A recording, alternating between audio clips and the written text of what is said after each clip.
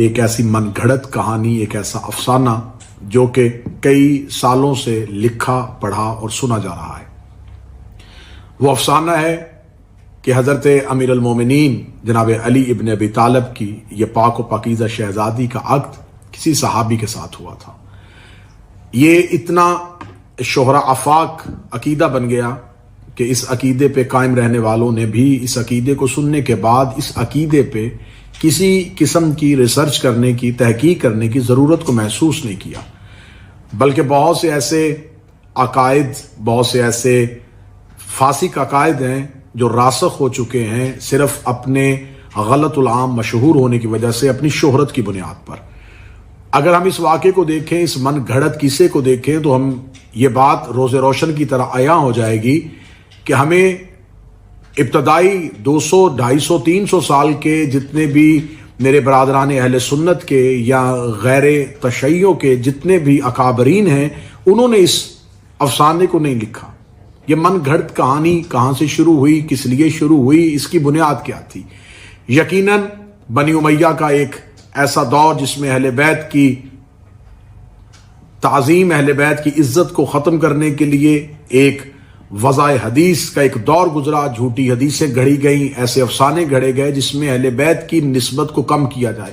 یا اہل بیت کے وہ فضائل جس میں وہ اپنی انفرادیت رکھتے ہیں، ان انفرادیت کو ختم کرنے کے لیے کچھ افراد کو بھی اس فضائل میں شریک بنا دیا جائے، حصہ دار بنا دیا جائے، تاکہ یہ اہل بیت کا خاصہ نہ رہے، یہ اہل بیت کا امتیاز نہ رہے۔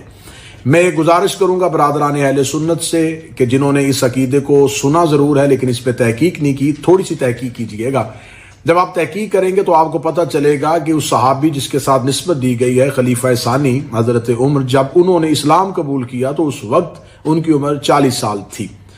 اور 40 سال کی عمر میں جب انہوں نے اسلام کو قبول کیا تو اس وقت امیر المومنین حضرت علی ابن ابی طالب کی ظاہری حیات طیبہ جو تھی وہ 9 سال تھی۔ اب ہم دیکھتے ہیں کہ جب حضرت عمر جو ہیں وہ اپنی پوری زندگی جو ہے ان کی وہ 63 برس کی ہے، جب امیر المومنین کی شادی ہوئی ہے 25 سال کی عمر میں، اور اس وقت جو ہے وہ اس صحابی کی عمر جو ہے وہ 56 سال ہے۔ اب حضرت امیر المومنین کی جب عقد جناب سیدہ کے ساتھ بحکم خدا اور بنص قرآن ہوتا ہے تو اس میں امیر المومنین کے ہاں پہلی اولاد سرکار حضرت امام حسن مجتبیٰ، پھر اس کے بعد سرکار کریم کربلا امام حسین، پھر اس کے بعد بڑی شہزادی فاتح شام، اور پھر اس کے بعد جناب سیدہ کلثوم صلوات اللہ علیہا دنیا میں ظہور فرماتی ہیں۔ تو اگر آپ عمروں کا تناسب دیکھیں تو جس وقت یہ شہزادی دنیا میں آتی ہیں اس وقت حضرت عمر کی جو زندگی ہے وہ 60 سال کی ہے۔ تو 60 سال کی اب جو تاریخ عقد لکھا گیا ہے، جو کتابوں میں جلدی میں لکھا گیا ہے، تو وہ 17 ہجری لکھا گیا ہے کہ 17 ہجری کو یہ نکاح ہوا، تو اس وقت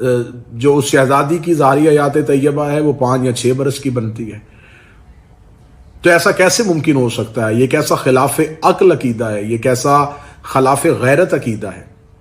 پھر اس کے بعد کتابوں میں یہ لکھا گیا ہے کہ اسی صحابی نے جب جناب سیدہ بنت رسول کے ساتھ عقد کرنے کی خواہش کا اظہار کیا تھا تو رسالت مآب نے انکار کر دیا تھا۔ تو جو انکار اور اس کی وجہ جو ہے وہ اہل سنت کتابوں میں یہ لکھی ہے کہ رسالت مآب نے اس کی وجہ بی بی کی کمسنی بتائی تھی۔ تو جب رسول اپنی بیٹی کو کمسنی کی عمر میں عقد کے لیے نہیں دے رہے تو یہ امیر المومنین سے کیسے ممکن کیا جا سکتا ہے؟ ان سے کیسے یہ بات سوچی جا سکتی ہے؟ اب دوسرا سوال آتا ہے کہ یہ اشتباہ یا یہ روایت جو ہے وہ اہل تشیع کی کتابوں میں بھی درج ہے، اور بعض ناسبی جو ہے وہ اس میں تشیع کتابوں کا حوالہ دیتے ہیں کہ دیکھیں اہل تشیع کے ہاں مکتب جعفریہ میں بھی اس روایت کا موجود ہے۔ تو میں پوری ذمہ داری کے ساتھ ایک چھوٹا سا ذاکر شبیر ہونے کی حیثیت سے کہوں گا کہ جہاں بھی علماء تشیع نے اس روایت کا اندراج کیا ہے تو اس روایت کو روایت کے طور پہ لکھا ہے، نہ کہ اعتقادات اور عقیدے کے طور پہ لکھا ہے۔ تو جب آپ ان روایات کے راویوں کو دیکھتے ہیں تو آپ کو میں پوری ذمہ داری کے ساتھ کہہ رہا ہوں کہ ان میں سے ایک بھی راوی مستند نہیں، ایک بھی راوی مستند نہیں ہے، مجہول راوی ہیں، ضعیف راوی ہیں، اور اس کو علم الرجال میں جا کے جب آپ دیکھیں گے تو ان میں سے کوئی ایک راوی بھی ایسا نہیں ہے جس نے اس روایت نقل کیا ہے وہ تو اس راوی کو علم الرجال نے معتبر سمجھا ہو۔ اب جب ہم دوسری طرف جاتے ہیں تو دوسری طرف ہم دیکھتے ہیں کہ اہل سنت کی کتابوں میں لکھا ہوا ہے کہ حضرت عمر کی جو بیویاں تھیں تو حضرت عمر کی بیویوں میں سے بھی بہت سی ایسی عورتیں تھیں جن کا نام ام کلثوم تھا۔ ام کلثوم نام کی 5 خواتین جن کا روایات اہل سنت میں کثرت کے ساتھ ذکر پایا جاتا ہے۔ جب انہوں نے اسلام قبول نہیں کیا تھا تو اس وقت ان کی ایک بیوی جس کا نام ام کلثوم بنت جردل خزائیہ تھا، جس سے ان کا ایک بیٹا زید بن عمر بھی پیدا ہوا تھا، اور یہ دونوں ماں اور بیٹا ایک ہی وقت میں ان کا انتقال ہوا، اور وہ معاویہ کا دور تھا، اور اس پہ ان کے ہاں یہ ہے کہ عبداللہ ابن عمر نے ان کی نماز جنازہ پڑھائی۔ اس کو نسائی نے بھی لکھا ہے، اس کو کامل ابن اسیر نے بھی لکھا ہے، اور جو نسائی نے لکھا ہے اس میں لکھا ہے کہ 9 جنازے بیک وقت پڑھائے گئے، اس میں سے تمام جنازوں کو رخ بقبلہ کی طرف رکھا گیا، اور سب سے پہلا جنازہ جو تھا وہ اس بچے زید کا تھا، اس کے بعد مردوں کے جنازے جو تھے، اور پھر آخر میں قبلہ کی طرف مستورات کے جنازے تھے، اور 9 جنازے بیک وقت پڑھائے گئے۔ اس کو نسائی نے 1980 حدیث میں اسے نقل کیا ہے۔ اور اب جب صاحب نسائی یہ لکھ رہا ہے کہ امام حسن مجتبیٰ کے دور میں ام کلثوم نامی خاتون جو ہے، جو ان کی زوجہ تھی، اس کی موت ہوتی ہے اور اس کی نماز جنازہ ہوتی ہے، تو جو ام کلثوم بنت امیر المومنین تھی وہ تو واقعہ کربلا میں موجود تھی۔ ان کا واقعہ کربلا میں موجود ہونا، ان کا کوفہ اور شام کے بازاروں میں خطبات، ان کا واپس آ کے قبر رسول پہ آ کے گریہ کرنا اور مدینہ کے باہر کھڑے ہو کے نوحہ پڑھنا، یہ کتابوں میں درج ہے۔ تو یہ کیسے ممکن ہو سکتا ہے؟ دوسری بیوی ام کلثوم بنت عقبہ بن ابی معیط، یہ بھی اہل سنت کی کتابوں میں لکھا ہے کہ یہ بیوی جو ہے تفسیر کبیر شرح صحیح بخاری میں اس کو لکھا گیا ہے کہ یہ بھی ان کے نکاح میں تھی۔ اب تیسری ایک زوجہ جو ہے جس کا کثرت کے ساتھ ذکر کیا گیا ہے کہ ام کلثوم بنت ابی بکر، یہ ایک بیوی بھی تھی جس کو اعلیٰ صحابہ نے بھی لکھا ہے، طریق الخلفاء نے بھی لکھا ہے کہ حضرت ابو بکر کی بیوی بیٹی ام کلثوم بنت ابی بکر یہ بھی ان کے نکاح میں تھی۔ اب اتنی ام کلثوم نامی خواتین کا بیک وقت ان کے نکاح میں ہونا اس بات کی دلیل ہے کہ بہت سے مورخین کو اشتباہ بھی ہو سکتا ہے کہ انہوں نے کس ام کلثوم کا تذکرہ کیا، لیکن اس سے مراد قطعاً ام کلثوم بنت امیر المومنین نہیں۔ ام کلثوم بنت امیر المومنین جو مولا علی کی بیٹی تھی، وہ باقاعدہ حضرت جعفر طیار کے بیٹے اون کی زوجہ تھی۔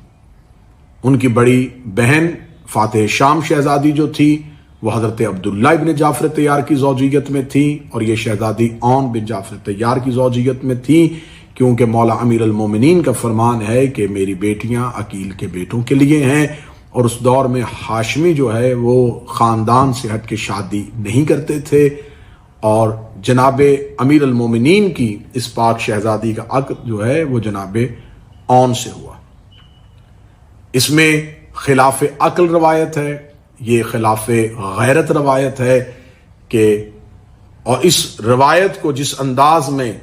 ذخائر العقبہ میں اور جس طریقے سے اس روایت کو لکھا گیا ہے معاذ اللہ ثم معاذ اللہ، وہ الفاظ اتنے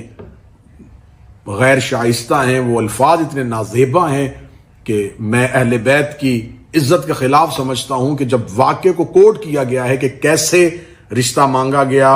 اور کیسے اس بچی کو بلوایا گیا اور کس انداز سے، اگر آپ صرف اس واقعے کو پڑھ لیں تو اس پڑھنے کے بعد پھر آپ صرف اتنا سوچئے گا کہ میں تو اس واقعے کو کوٹ بھی نہیں کرنا چاہتا کہ جو واقعہ لکھا ہوا ہے اس واقعے کو پڑھنے کے بعد آپ سوچئے گا کہ جس شخصیت سے یہ واقعہ منسوب کیا ہے پھر اس کی پرسنالٹی جو آپ کے سامنے نکلے گی وہ بتائیے گا کہ کیا نکلے گی.